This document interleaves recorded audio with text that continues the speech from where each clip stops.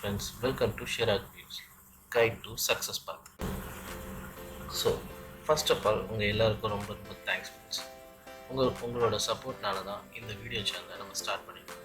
நம்ம சேனலில் என்ன வீடியோஸ் நம்ம போடுவோன்னா, ஒரு எம்ப்ளாயி தன்னோட ஸ்கில் செட்டை இம்ப்ரூவ் பண்ணுறதுக்கும் தன்னோட நெக்ஸ்ட் லெவலை அச்சீவ் பண்ணுறதுக்கும் அதுக்கு தேவையான டூல்ஸ், என்னென்ன ஸ்கில் செட் இம்ப்ரூவ் பண்ணணும் எல்லாமே இந்த வீடியோவில் நம்ம டிஸ்கஸ் பண்ண போகிறோம். இந்த வீடியோ மட்டும் இல்லாமல் இதுக்கப்புறம் வரப்போகிற எல்லா வீடியோஸுமே உங்களுக்கு இன்ஃபர்மேட்டிவாக ரொம்ப யூஸ்ஃபுல்லாக இருக்குன்றது நான் நம்புகிறேன். So Excel for beginners.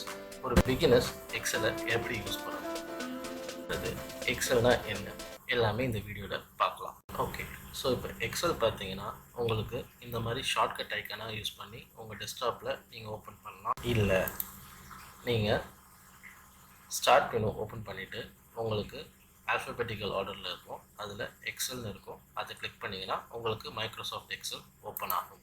Windows R கொடுத்து எக்ஸல் டைப் பண்ணி ரன் கமாண்டில் எக்ஸல் டைப் பண்ணிங்கன்னா உங்களுக்கு எக்ஸல் ஓப்பன் ஆகும்.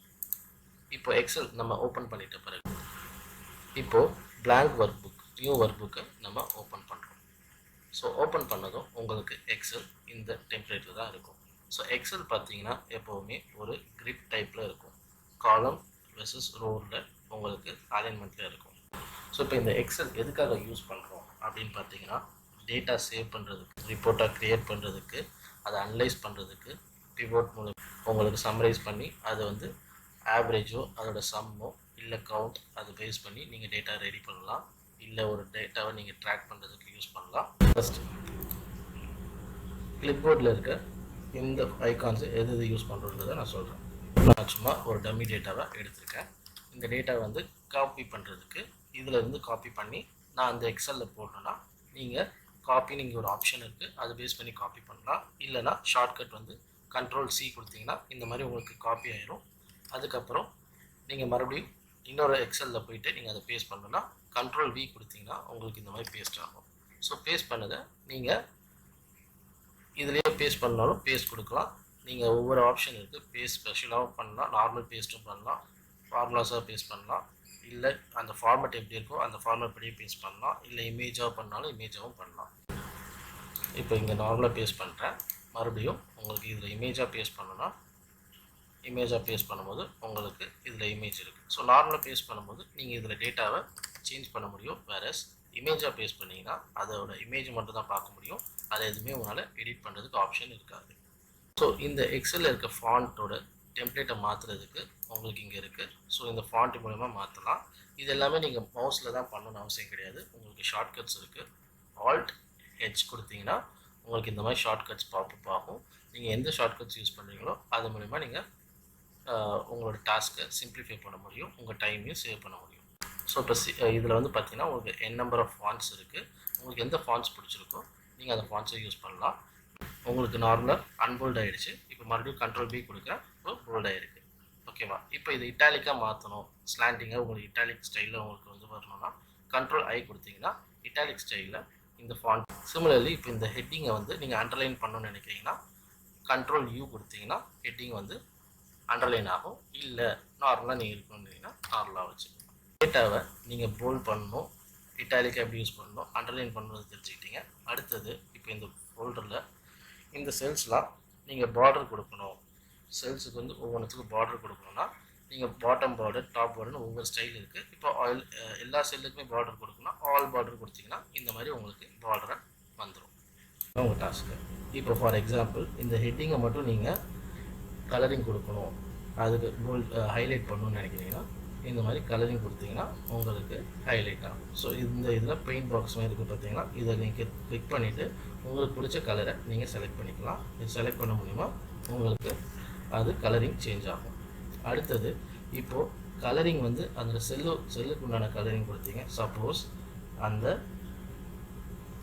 ஃபாண்ட்டை கலர் மாற்றணுன்னா நீங்கள் ஃபாண்ட் கலரை இதை கிளிக் பண்ணி நீங்கள் உங்களுக்கு என்ன ஃபாண்ட் கலர் வேணுமோ அந்த ஃபாண்ட் கலர் கொடுக்கலாம்.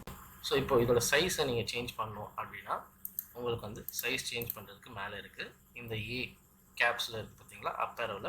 இந்த அப் ஏரோ நீங்கள் கொடுத்து கிளிக் பண்ணிங்கன்னா உங்களுக்கு கலர் ஃபாண்ட் வந்து இன்க்ரீஸ் ஆகும். அதுவே டவுன் ஏரோ கொடுத்தீங்கன்னா ஃபாண்ட் வந்து உங்களுக்கு டிக்ரீஸ் ஆகும்.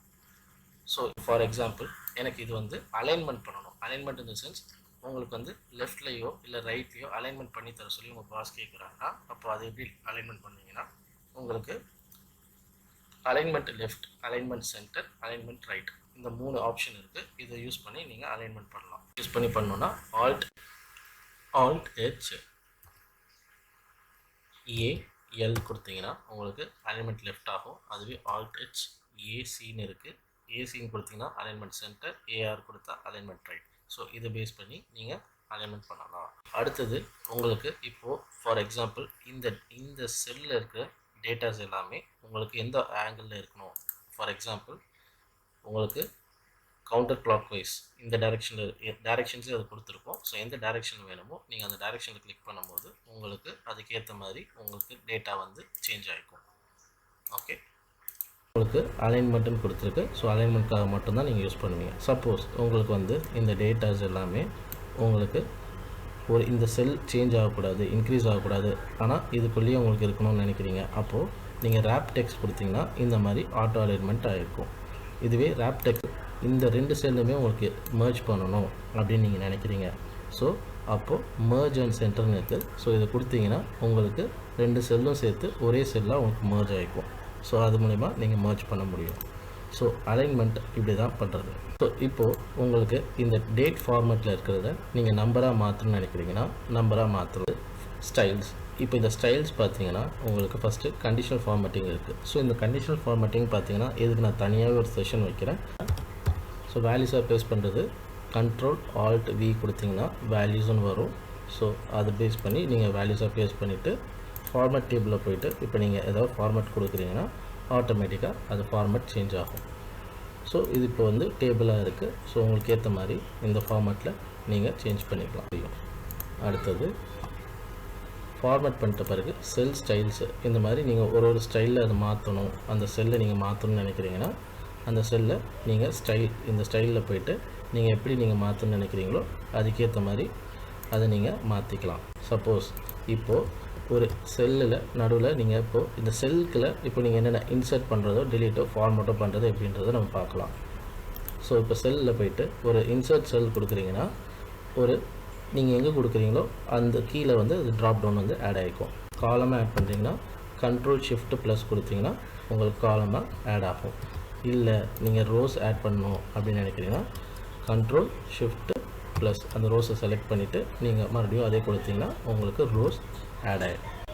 சப்போஸ் இதை நீங்கள் டெலீட் பண்ணணும் அப்படின்னா நீங்கள் ஒரு டேபிளில் இருக்க ரோ டெலீட் பண்ணணும் அப்படின்னாலும் டேபிள் ரோ டெலீட் பண்ணலாம். இல்லை டேபிளில் இருக்க காலமை டெலீட் பண்ணாலும் ஷீட் காலம் கொடுத்தீங்கன்னா டெலீட் ஆகும். ஸோ ஓகே, இதை மறுபடியும் நீங்கள் அன்டூ பண்ணணும். அதாவது பேக் நார்மலாக வரணும், ரிவர்ஸில் வரணும். நீங்கள் டெலீட் பண்ண தேவை, தப்பாக டெலீட் பண்ணிட்டேன், அதை நீங்கள் அன்டூ பண்ணணுன்னா Ctrl+Z கொடுத்தீங்கன்னா அன்டூ. சப்போஸ் இது நீங்கள் ஃபார்மேட் பண்ணணும். ஃபார்மேட் இந்த சென்ஸ் இப்போது உங்களோட செல்ஸ் இந்த மாதிரி இப்படி இருக்குது, அலைன்மெண்ட்லாம் ப்ராப்பராக இல்லை, அதை நீங்கள் ஃபார்மேட் பண்ணணும்னு நினைக்கிறீங்கன்னா அப்போது இந்த டேட்டாவை ஃபுல்லாக செலக்ட். ஸோ இது நீங்கள் ஷார்ட்கட் யூஸ் பண்ணணும்னா Alt+H+O+I கொடுத்தீங்கன்னா ஆட்டோ காலம் அலைன்மெண்ட். அதுவே Alt+H+O+A கொடுத்தீங்கன்னா ரோ அலைன்மெண்ட். அடுத்தது வந்து பார்த்தீங்கன்னா ஃபார்முலாஸ், ஆவரேஜாக இருக்கட்டும். ஃபார் எக்ஸாம்பிள் இதில் உங்களுக்கு சம்முன்னு இருக்குது. இப்போ இந்த இதை உங்களுக்கு சம் பண்ணணுன்னா இதில் சம் கொடுத்தீங்கன்னா உங்களுக்கு ஆட்டோமேட்டிக்காக சம் வந்துடும். இதுவே உங்களுக்கு ஆவரேஜ் எடுக்கணும், அதாவது இதோட ஆவரேஜ் எடுக்கணும்னு நீங்கள் பார்க்குறீங்கன்னா நீங்கள் இது ஃபுல்லாக செலக்ட் பண்ணிட்டு கீழே பார்த்தாலும் உங்களுக்கு ஆவரேஜ்னு ஒன்று இருக்கும். இந்த பாரில் உங்களுக்கு ஆவரேஜ்ன்ற ஒரு வேல்யூ வரும், சம்ன்ற ஒரு வேல்யூ இருக்கும், கவுண்ட்டும் வந்து ஃபில் பண்ணுறது. ஃபார் எக்ஸாம்பிள் இப்போ இதுக்கு வந்து ஒரு சீரியல் நம்பர் நான் 1 2 3ன்னு ஃபுல்லாக நான் சீரீஸாக, அதுக்கு முன்னாடி நீங்கள் சீரீஸை ஃபில் பண்ணுறதுக்கு முன்னாடி அந்த எந்த ரோ வரைக்கும் நீங்கள் ஃபில் பண்ணுறீங்களோ அது சீரீஸில் போயிட்டு 1 கொடுத்து நீங்கள் ஃபார் எக்ஸாம்பிள் ஒரு 19 ரோஸ் நீங்கள் கொடுக்குறீங்கன்னா ஓகே கொடுத்தீங்கன்னா ஆட்டோமேட்டிக்காக உங்களுக்கு அந்த ரோ வரைக்கும் ஆட்டோமேட்டிக்காக சீரீஸ் ஃபில் ஆகிடும்.